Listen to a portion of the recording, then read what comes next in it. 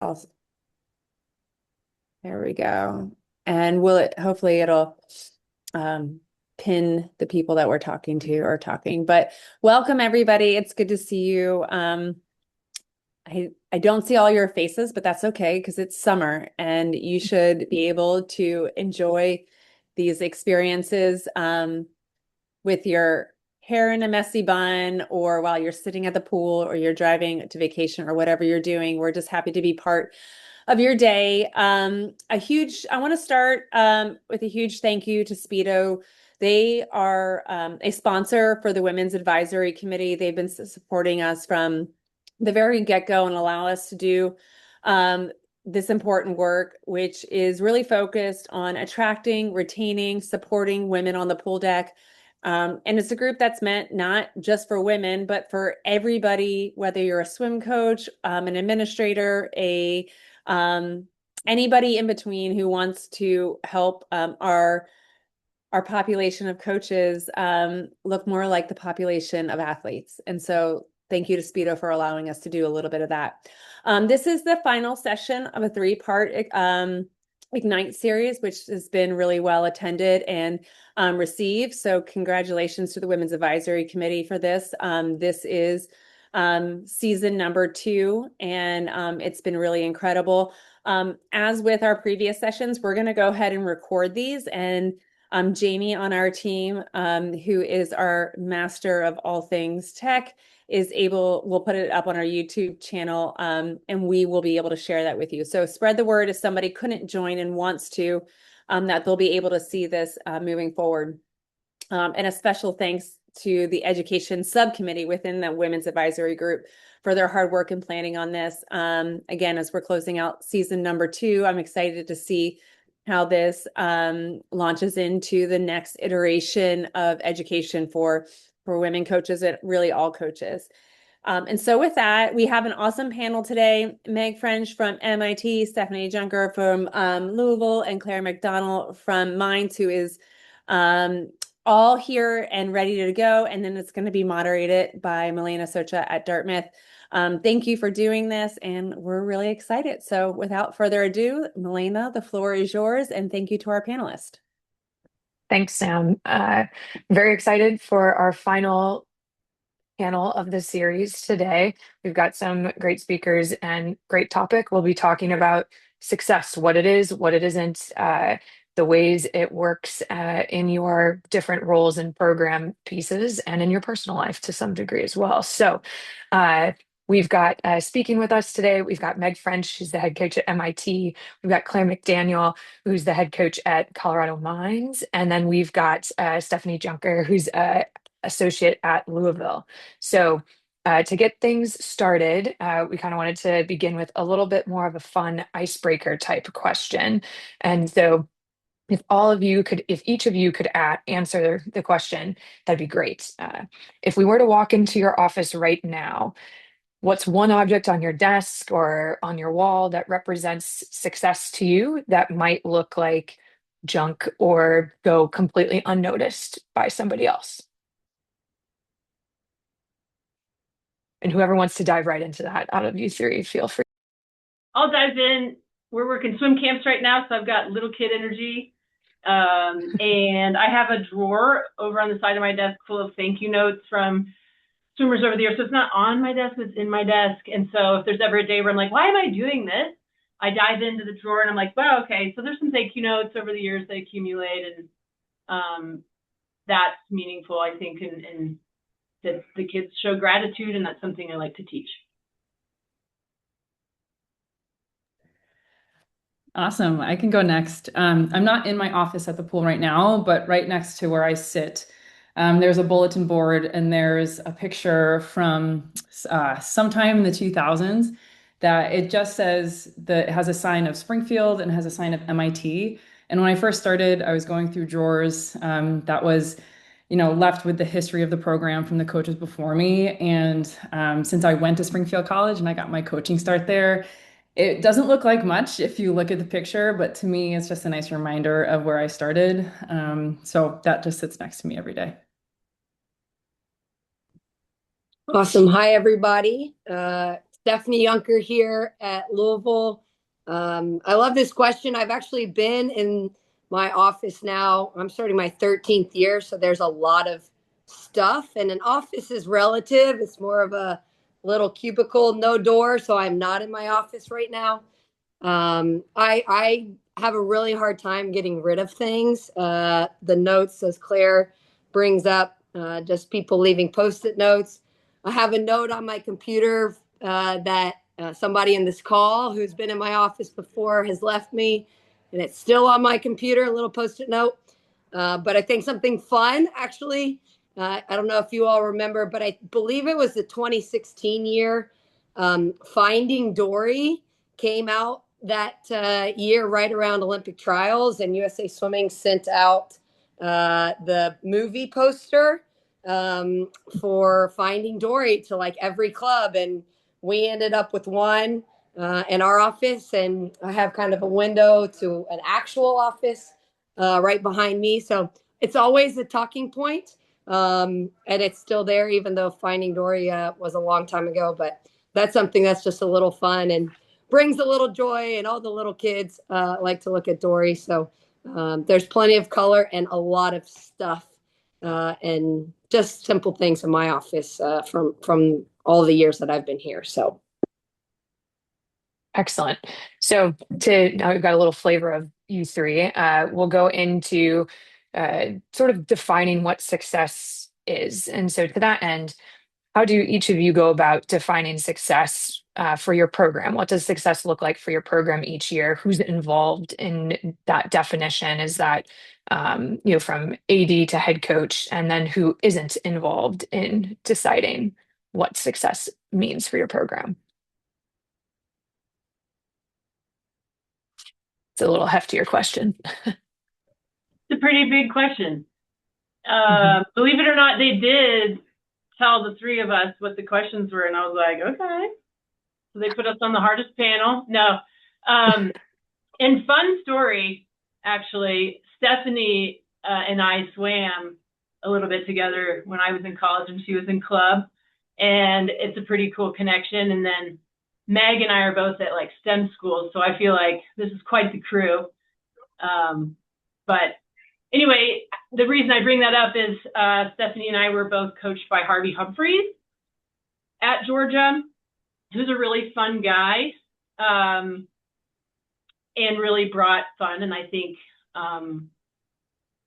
success is defined by what your values are, and if you're leading your team by your values. So it's a really short nugget to get us started on this. But every time I see Stephanie, I can't help but think about Harvey and how he's probably shaped both of our coaching styles. Jack too. In fact, Jack texted me this morning, Jack Barley as well. But that's a great dynamic as a head coach now. There's a business to run, and you have a president of your institution, and you have an AD, and you have to like be underneath that, but then you can set your own vibe and make sure you're aligned with all of those.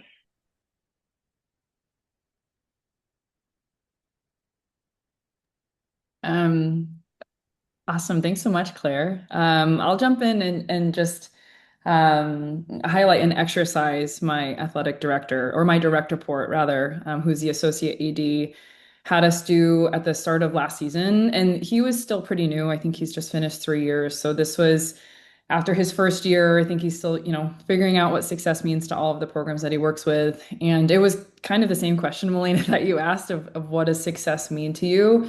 And so I looked back at the document in prep for this because I thought it would be helpful. And it was an exercise that the head coaches could do in whatever way they wanted. And it was awesome. Like looking back at it and seeing how I broke things down in two parts. Really, the first part was chronological order of season milestones. So the, competitive results, right? All of us coaches have things that we want to achieve, or at least, things that we want to get to. And what parts of the season we were going to achieve those. And then the second piece was external or ongoing tasks. So things that I defined personally, or I tried to at least, were team culture, fundraising or alumni stewardship, recruiting, administrative efficiency. And then my last piece was the coaching staff growth. And so I remember my direct report kept being like, Meg, I need this document. Like, send it to me. Because it took me a lot longer than I thought it would because I really wanted to put some good thought into it. So it was an awesome exercise to really dig into what success meant in those different areas. That was the first thing that came to mind. And the person who's involved is the person who kind of gave this assignment as a collaborator, and of course my coaching staff too, maybe not necessarily in the specific development, but certainly in the execution. And I think my student athletes, right? They're the ones that are doing what we're asking. And so I think like the buy-in and investment from them is really important. And I think, Melanie, you asked like who's not involved. The two things that came to mind are parents and alumni. But anyways, I'll stop there. Yeah. Awesome. To echo Claire's just side story here of when I got this email and saw that Claire was going to be on this call, it's like, wow, full circle moment that I was just this little a long time ago, Claire. I don't know how old Claire is now, but I know I've gotten older. And I was 15, 16 years old, and for some reason at Georgia, I don't know why on God's green earth Jack allowed for the club kids, some of the club kids to be around, but we were, and so I probably annoyed Claire along the way. But certainly, I would be remiss if I didn't take a moment, like people like Claire and the system at Georgia at the time, like what a incredible like inspiration it really was. I probably wouldn't be doing what I'm doing today if I wasn't fortunate to be in that environment. So super cool, super full circle. And Claire's so right. I'm the non-head coach in this group, and I think success, I guess, for me personally, maybe, and I get the question all the time, well, when's Stephanie going to be a head coach? Where's Stephanie going to be a head coach? What does that look like? And I'm starting my 13th season of coaching here at Louisville, and you add the 4 years that I swam here too. There was a little gap, but I had such an incredible role model in Harvey at Georgia, having been at Georgia for however long it was, almost 40 years, and as the associate. And just because he wasn't the head coach didn't mean he wasn't successful.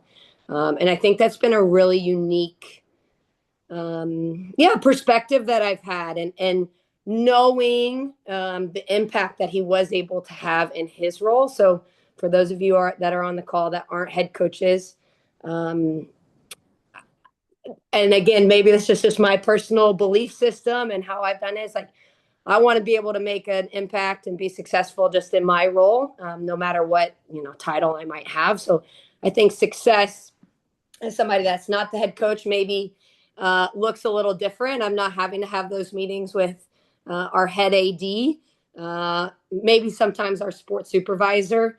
But I think the way I've always thought about this, and kind of twofold, it is, number one, just being the best version of ourselves. And I know that's like so cliche and maybe sounds soft, but I think sometimes it's so easy to get caught up in the results.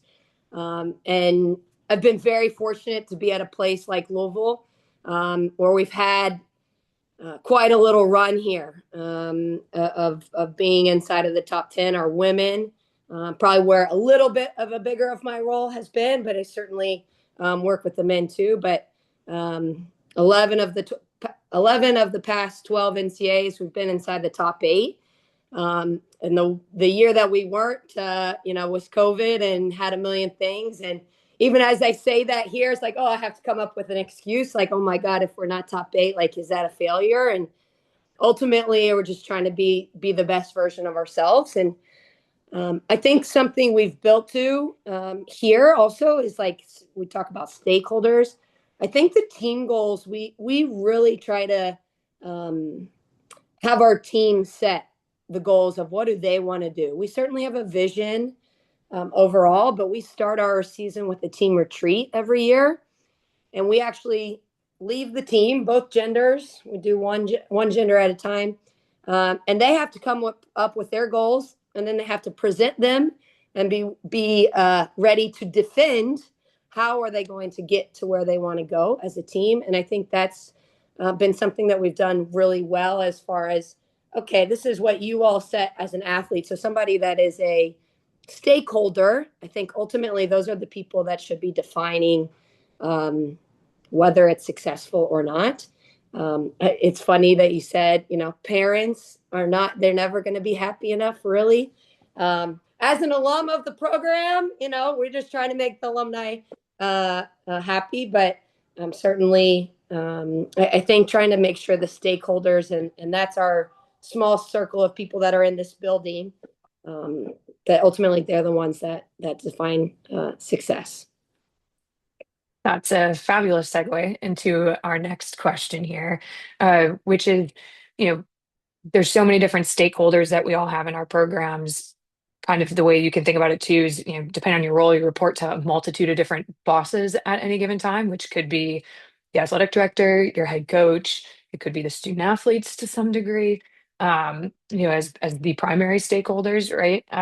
And so what do you do when these groups have different ideas of what success should be for your program, or what winning looks like? How do you then, when these different stakeholders have different concepts of success from you, how do you protect your own personal definition of success, and how do you move forward?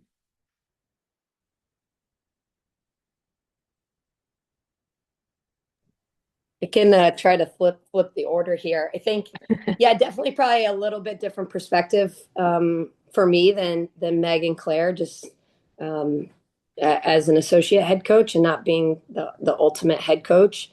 I think it's interesting of I don't know. You always have to protect. Okay, what am I? Why? Probably the why is a good way to answer that. Is like, what is my ultimate why? Why am I doing this? And finding a way to. Obviously, if it's your boss, is a different conversation than with a student athlete on defining success. If you and your AD are at a complete different view, that probably looks a little different than you with a student athlete. To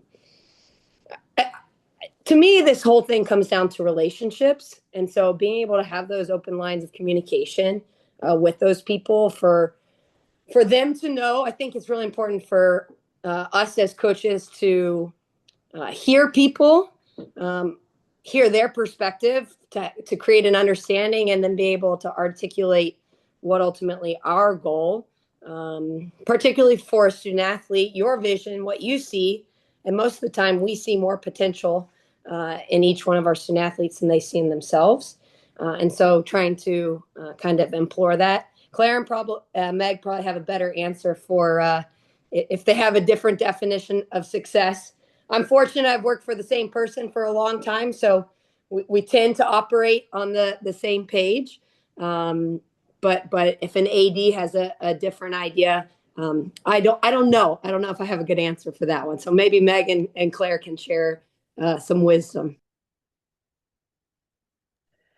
I'll build off what you said, Stephanie. I think it was awesome. The piece about the open lines of communication is key. I think I talk to my administrators a lot. I think it's good for them to know what's going on with the program in general. I think it helps them understand swimming and diving and the uniqueness that we operate within. And then if something happens, right, if there is a problem with a student athlete or a parent or something's going on, then they know.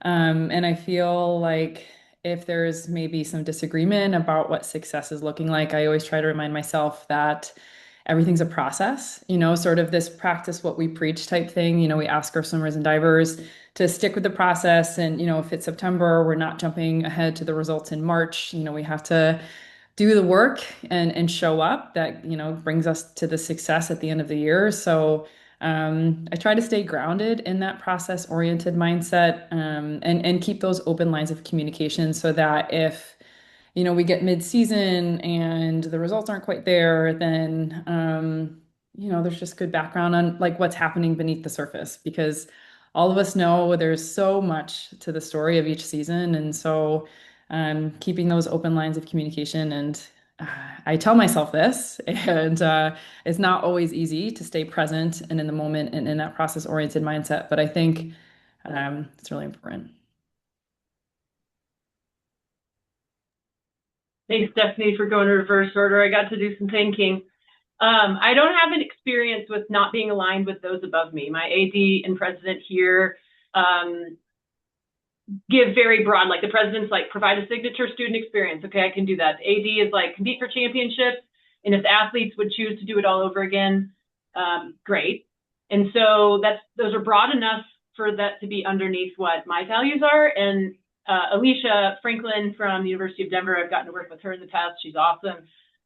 Local, we're very close geographically. So she shared with me an idea that we employed this year that I really liked, because where the rub sometimes comes is my whole background before coming to Colorado School of Mines was Division I, and I'm competitive, and Division II and the Colorado School of Mines is a very academic institution, and they may not be as excited, all of them, about competing and winning as I am sometimes. And so I like that for me personally. I think that's a good thing for me to work towards. And sometimes there's a rub where I'm like, what do you mean you don't want to try to have the biggest team in NCAAs or whatever we're shooting for?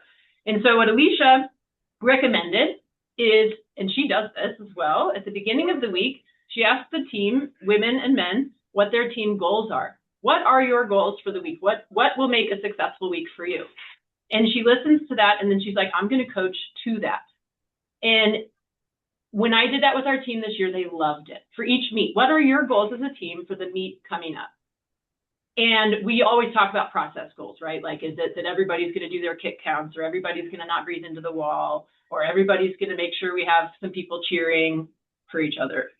So their goals can be different. And the feedback I got from the athletes after we tried it the first time was, we love it. Can we do it again? Because we let them have time after the meet to assess, well, how did we do on our goals? And so we talk about goals at the beginning of the season, like Stephanie mentioned, we all do that. But do we revisit on a regular basis? And I thought that what I learned from Alicia was really great, and maybe each person here could use it in their own way. So yeah, you have to look at the line of what is a successful year. And like Meg and Stephanie said, you have your own personal values. And so are you good with what those are and how you're operating with those above and below? Have your definitions of success changed depending on the type of role you've had, or just like over the years as you've, grown as a human being or changed as a human being? Would love to hear a little bit about those two pieces together. Most definitely. I think I'm the oldest one of the group of three here. And I would say that growing up, I was on a team that won a national championship. And so I understand what those things feel like. And I intentionally came to Division II because in my mind, I really felt like I needed to work on finding more balance. Life in the balance is the NCAA phrase for Division II. And I really like that. And I'm continually seeking that. I think swim coach lifestyle is, as one colleague said, very socially isolating at times. And so how do we find that we can continue to give back in the way that we love to, which is coaching, but also find that balance for ourselves? So, we live, this is still a business. There are still things we're tracking, and swimming is a numbers sport. It's really fun to calculate the percentage of best times and all the, how many B cuts we got, the best ever on this. And those are fun and everybody likes those. And I think it's not bad to track those. I think it's important in the world we're in. And are we also going back to our values? Our team has values. I set the core values for our team: respect, honesty, and gratitude are ours. And then the team can have their own. Like if the women's team wants more values that they want to have that are specific to them, and the men's team, they can do that as well. But are we going back and reflecting on the process? Were we in aligned with our values on how we did those things? So I think as time goes on, you still have to track the objective metrics of success. I say have to, but we all want to keep our job. And then, but also, are you also tracking those less tangible measures. There was a quote once that said, the most important things in life cannot be counted or measured. And so I have that somewhere on a sticky note. I've got a little sticky notes over here. And I think that's an important one to remember, because at the end of the day, what you may not remember who was the top 3 in the 1996 whatever sporting event, but you will remember your 3rd grade teacher. So how are you keeping that in perspective?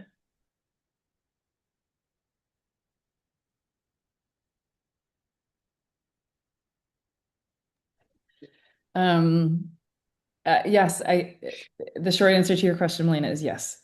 Every year success looks a little bit different.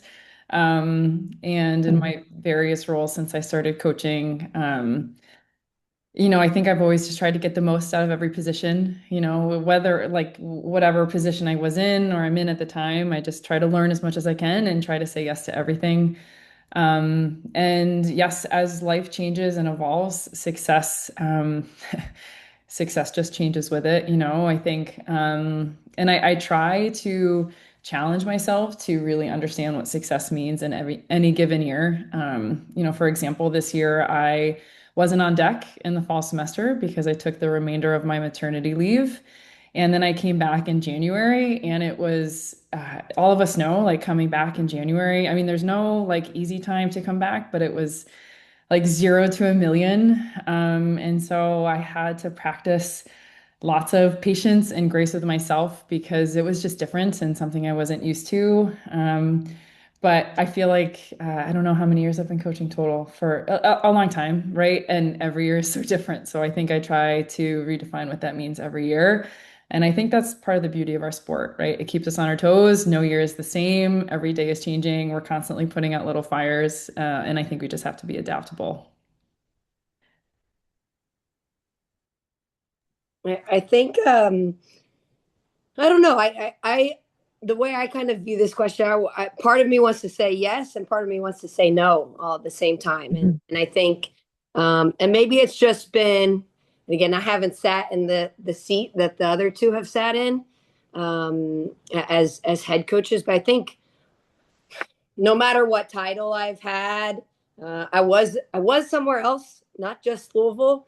I was a graduate assistant at the University of Arkansas for 1 season prior to being able to come back here. And I think my approach, when I say no, I feel like maybe it's just a little bit of the way I'm wired, but like no matter what title I have, what responsibilities I have, like I want to do an excellent job at whatever I have. And so if I'm in pursuit of that, if I'm trying to do the best job I possibly can, that's what I'm asking of my athletes.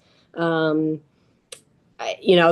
success will follow. Now, I know there's something about recruiting somewhere. Yeah, a recruiting class doesn't, go well, or you lose a recruit. I don't know how else to do it other than with a personal approach. Like that feels like massive failure, certainly in the moment. So in regards, I think that is an area I've grown probably from when I first started coaching, of trying to not let that just like define the rest of day, week, life, whatever it might be, when the punk 16-year-old says no. And I probably didn't do that super well early on.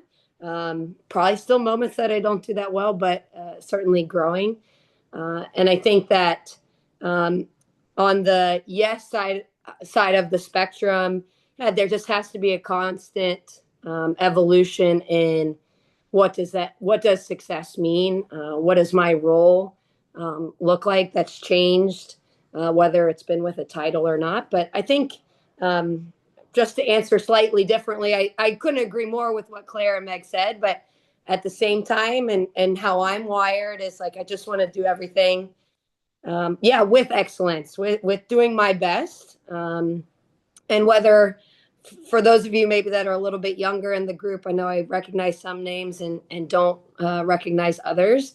I heard this from an older, more seasoned coach, we'll put it like that, somewhere along the way, that was no matter if you have a title or not, like every day that you show up and step on deck, step in with the approach like you are the head coach, and trying to bring that mindset, whether it's because you're trying to practice for later on or just have that approach on a daily basis of understanding the ownership of everything we're doing. And so I think about that often, especially in times when there's frustration or I'm struggling or something like that, of trying not to because I know I couldn't act a certain way if I am the head coach. Not going to be perfect, but trying to show up like that every day has been an area that I think that has changed, and maybe what success on a daily basis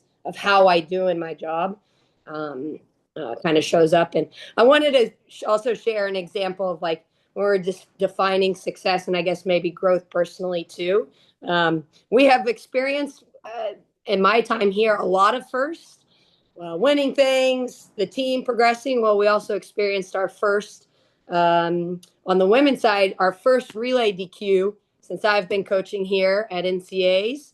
And it wasn't just a relay. We were second in the 200 freestyle relay, and a senior girl that we've trusted for 4 years, who's one of the greatest humans on this, planet, just we're trying to win and decided to go a little bit early. And I think we're kind of defining success. And I would say I can't imagine 5, 6, 10 years ago when I first started this job, I probably would not have handled that as well as at least I think I handled it and our team handled it this time. So it's not necessarily a quantitative thing, but for everybody to understand that there can be growth, success in growth in a way like that, of understanding like, okay, it's not the end of the world. Like we still went and got dinner and showed up the next day for prelims and kept racing. And I think that was definitely a very tangible example of success and growth. And defining success was actually not on the result, but instead on how we handled it in a very challenging moment. And so sometimes being able to have a slightly different filter of the definition of what success actually really looks like. That's, I think, exceptionally well stated. And to that end, too, especially when you're navigating challenge with a challenging situation with a coaching staff, how you choose to respond or not respond to things, right? It's important that a coaching staff is aligned in their visions of what success is and is not, or what a success looks like in the process, not just the outcome.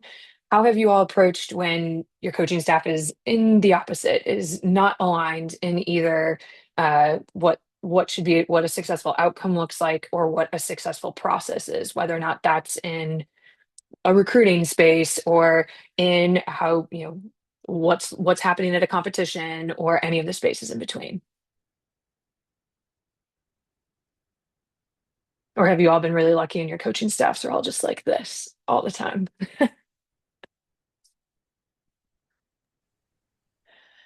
I think it's, go ahead. Sorry, Claire, no, you go.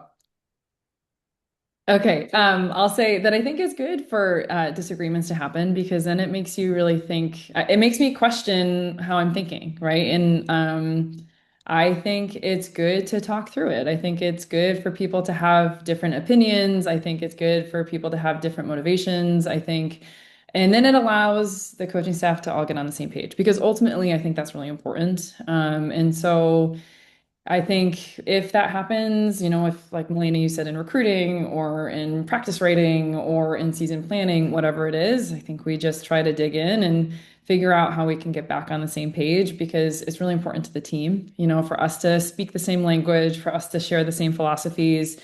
I don't want my coaches to coach exactly like me. I want them to do their own thing and bring their own styles and values and everything. But I think, if those moments happen, it's a good chance to sit down and talk through it. I was going to say the same thing and jump off of what Stephanie was just saying. And responding versus reacting if something happens. It's not like, oh my gosh, I can't believe you just did that or said that. Just be like, be curious about it. Like, oh, why did you choose that? And then having discussion like Meg said. I think being curious and patient and responding that way is probably how you're going to come up with the best solution. And if an athlete is involved, maybe the athlete's upset, talking with them and using that as a growth experience, maybe some life skills can be incorporated into that follow-up as well. Yeah, expanding off of their ideas too. I think one thing, I've been very fortunate to work for a great head coach and swam for him, and I think something he does extremely well is we have no problem having a difference of opinions, talking through things, but let's make sure we handle those things, in the office, right? If we're going to have a disagreement, whether it's practice, all the examples you gave, like, let's do that. I'm going to say behind closed doors, but in the office. And then, the line he always says is, we can disagree in here. We talk it out, and whatever decision we come to before we walk onto the pool deck, like, whether you agree with it or not, I just need you to trust me, and step into that moment. And I fully recognize I have been in a very privileged position here to work for, I don't know, somebody that's treated me really well, that's taken care of me, that not every male head coach is like. I fully recognize that. And so I always want to be cognizant of that fact, because I don't want to encourage somebody like, just go along with whatever crazy, idea somebody might have. But the understanding of, like, and not having a blow up on deck, right? Like, in front of the team. The team can feel all of it, no matter what. And so that would be something that if I become a head coach one day, that I would want to implement from my side of things, because we can have those disagreements in the office. But once we're out in front of the team, we've always kind of viewed it as team coaching, right? Like, that we are on the same team, and stepping into those moments and making each other better.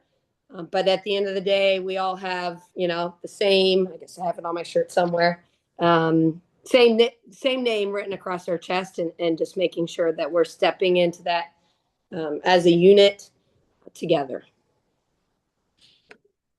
And I think this touches we've touched on process for coaches and staff. And so I'm curious, have you had a season?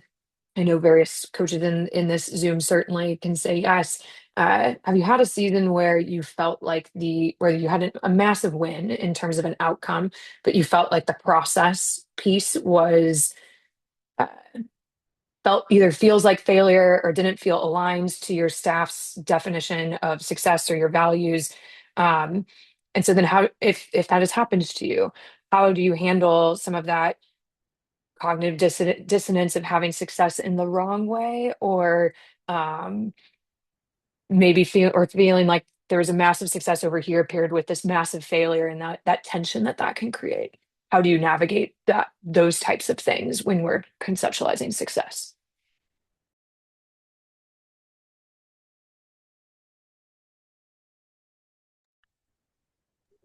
Okay, this was my favorite question.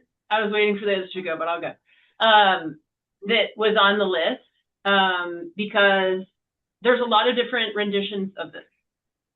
We had a really great season on paper. Like, you can look at all the firsts we did this season, but for whatever reason, I was very hard on myself personally this season. And so I just, like, the end of the season, I was like, I just didn't think it was very good. And then I look at all the results and I'm like, we almost broke every program record. Like, okay, but it just didn't feel very good. And so I had to do some introspection on myself.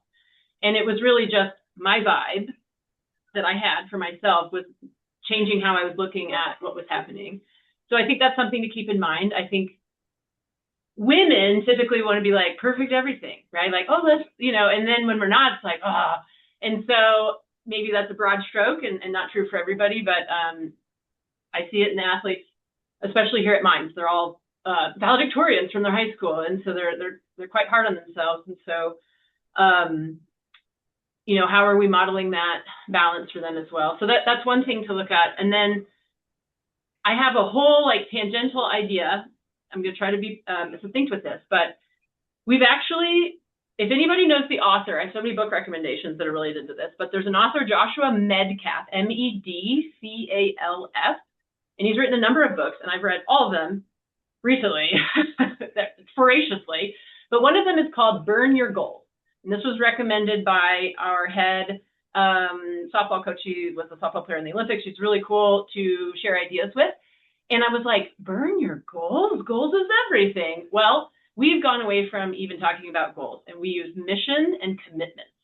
And so when you have a mission and a daily commitment, you can more easily assess how you actually did, such that Milana's question isn't as conflicting, because you'll have those conflicting moments, and just be curious and dive into why that feels conflicting to you and fix it. And it could be that you had some real bad personalities on the team, or you didn't feel like the process that you were doing recruiting, maybe you weren't being very positive in recruiting, or the process of recruiting or the process of training wasn't what you wanted, and really be curious about that. And if you move towards having a mission and daily commitments, it can really like not solve the question of this Zoom, but like it can kind of help you focus in on what it is. So like, for example, my mission is to teach and empower young people to be faster swimmers, more supportive teammates, and better people. If I am doing that every day, it was a successful day. And then I have daily commitments, like, am I being curious? Every time I talk to a recruit, am I asking more questions than just talking at them? Same with the athlete. And so if I'm not having fun, no one's having fun. We all know that with the head coach. And so I would say be curious about looking into kind of reassessing how you look at goals. Sure, there's still numerical things to track, but having a mission and daily commitments could be a way to kind of align the duality of the question.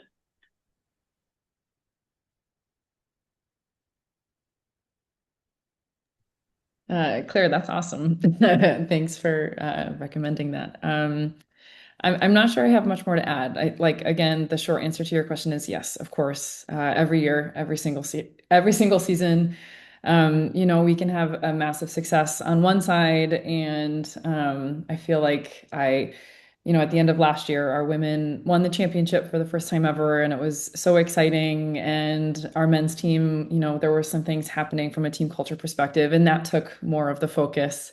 So if I could tell my former self, it would be to celebrate the wins, because they don't come around quite as much, right? And I think, of course, we always want to be better, and we always want to, continue to push the needle. But I think it's a lot easier to focus on the negative than it is to celebrate the positives. And so it's always going to happen. We could always do things better. So I think being kind to ourselves and being fair in our assessments. So similar to what you're saying, Claire, of redefining what a day-to-day success looks like.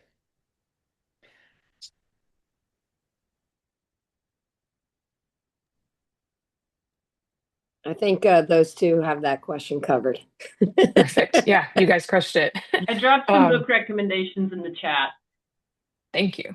And so as we're kind of thinking about those process elements, success is often the result of the things we do daily, or those invisible systems that you create for yourself to set you up to have success, whatever that realm that might be. And so what's one like habit or daily habit or system that you've implemented for yourself that you feel has been a game changer for you, just a game changer for you?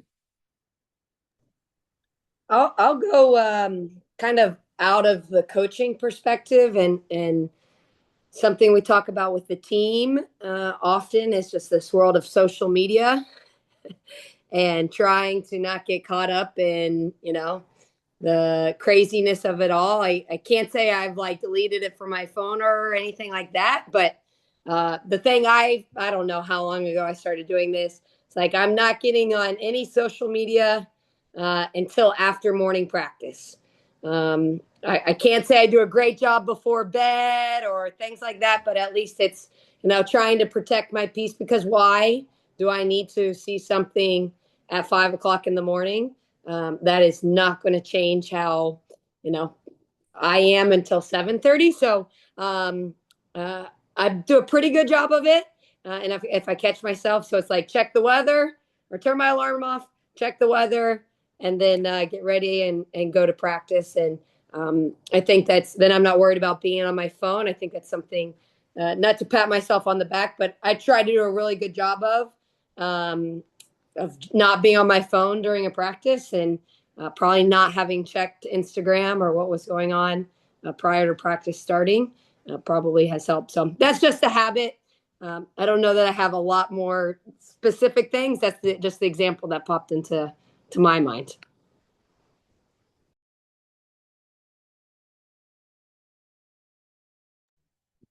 This is not coaching related, but something that's been a game changer for me is running. I think I made a point this year when I was on leave to get back into running, and it changes everything. I'm a better coach, I'm a better recruiter, I'm a better mom, I'm a better partner when I take care of myself. And so I like it feels like it's part of my workday. Before I would get up and try to work when the house was quiet, and now I've committed to getting out and going on a run or doing something that is taking care of my body, and it's been a total game changer. So it's been awesome. I was going to say the same thing as Meg. I live in a beautiful area, and getting out in nature is very restorative. And I think when I read the question, I had planned to say what we do with our team. But every Thursday we do Thankful Thursday social kick, and gratitude's one of our values. And so at the end they do 100, and they have to tell us one thing they're thankful for. And sometimes it's like pizza, but sometimes it might be that they enjoyed their professor in their class that day, or that their mom called them or something. So that's for them, but it also is good for us. Yeah, I don't think that it's just circumstantial that you all picked things that do tie into like maintaining your own peace in terms of setting up for success professionally and personally. So I think that's awesome. And then shifting a little bit, how do you talk about program success with the various people who report to you? And there are people who report to you, whether or not that's your student athletes or, if you're in an associate or a head role, maybe other members of the staff, um, or student workers. And then on the flip side, if you'd rather go in this direction, we'll give you the either or choice. How do you talk about success to people who you report to, whether or not that's a head coach or your athletic director or your alumni?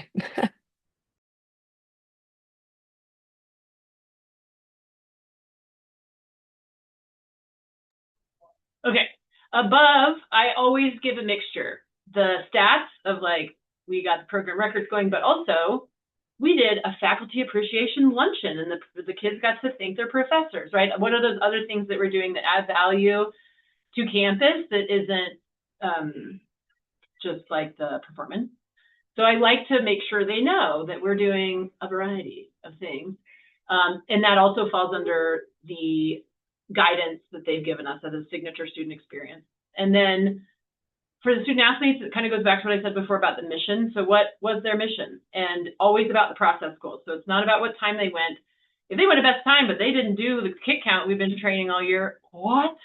And so it's the process is something they control. They can't control the time. They can control the process. And so making sure that when we're talking to the student athletes, it's more about that. And then for assistant coaches, being curious as well. Like if Stephanie was my assistant coach, I'd be like, well, how did you feel? Like, what is success for you? I would want to make sure we're aligned on that. And that that's really more of a discussion that's collaborative with assistant coaches.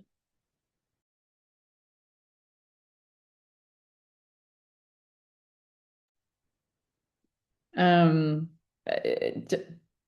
Claire, I agree with everything you said about, giving like the high level overview to the people above of like, these are all of the things that we're doing as a program. And I think like something that I try to do with our student athletes is keep them present. I think they often like life is really busy and there's a lot of demands and really high expectations. And so I think for them, we try to focus on the little wins day to day, of controlling the things that they can control and how that is success in itself. I'm not sure we use the word success a lot. I think it just kind of comes inherently from doing the work and showing up.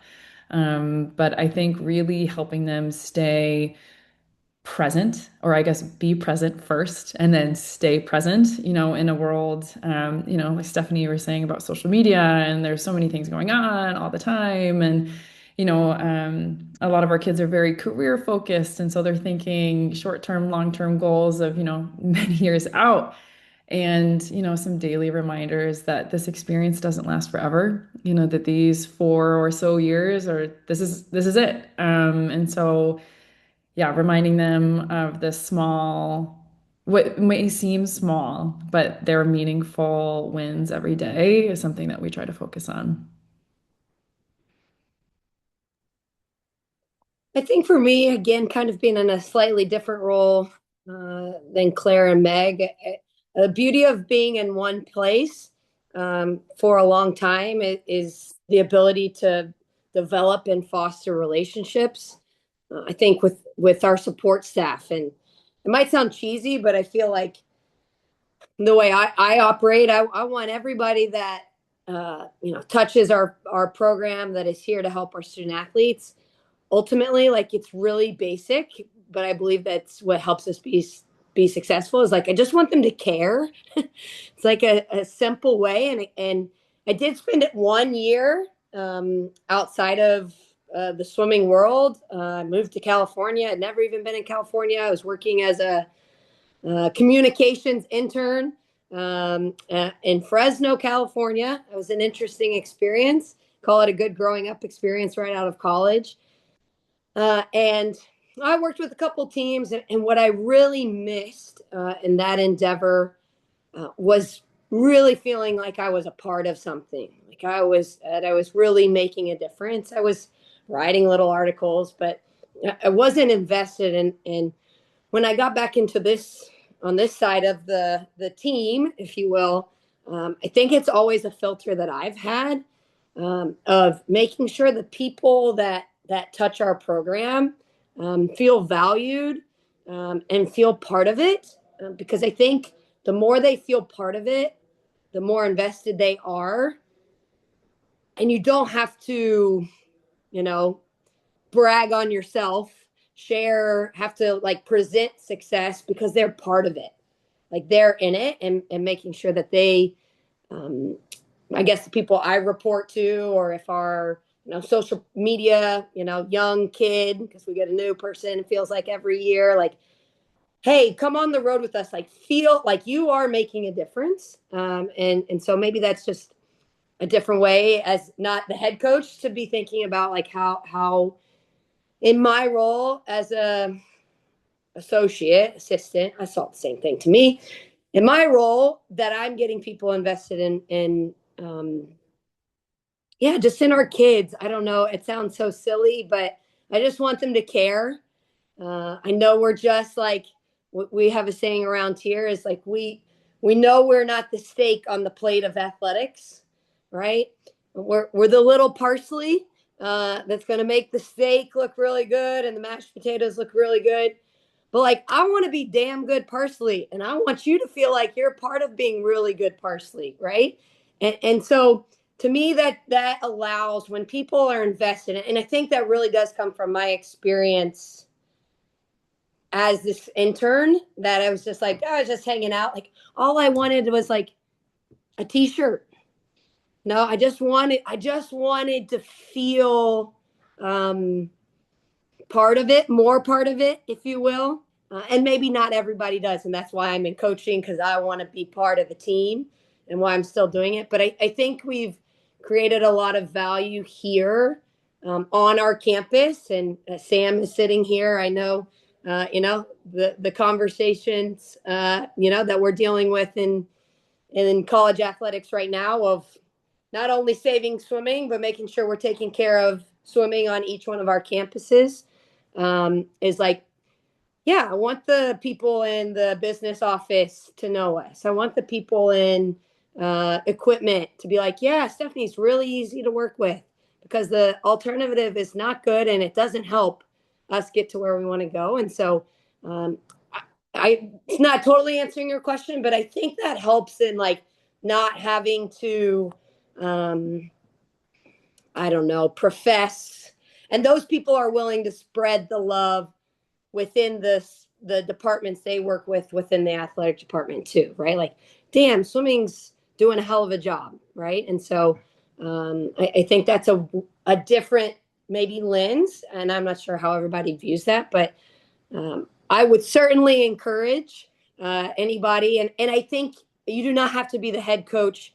And in fact, arguably, as an assistant or as an associate, like those are the things you can do really well, of getting them and suggest the idea. You're going on a bus ride. For us, we're in driving distance of so many places.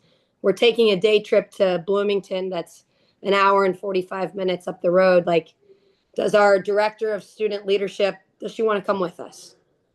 Like, oh my gosh, I feel part of it. And now I'm invested. And now, yeah, damn, swimming is doing a good job. So I don't know if that answered the question, a little bit of a tangent there, but I think that's one of the ways in my role, maybe I am sharing how we're doing. I think that's a fabulous ending point here for us too, as we all go out and try to be the best Dan Parsley we possibly can be. I think that's a fabulous takeaway. And so thank you so much to the three of you for your time, sharing your time, your wisdom, and your experience. We really appreciate it. And I don't want to hold anybody over here because I know it's busy starting summer, we got recruiting window opening, we got camps going on. But thank you so much for your time and expertise, everybody. And I hope everybody else has an amazing rest of your summer season if you're tuning in. Thanks, everybody who organized.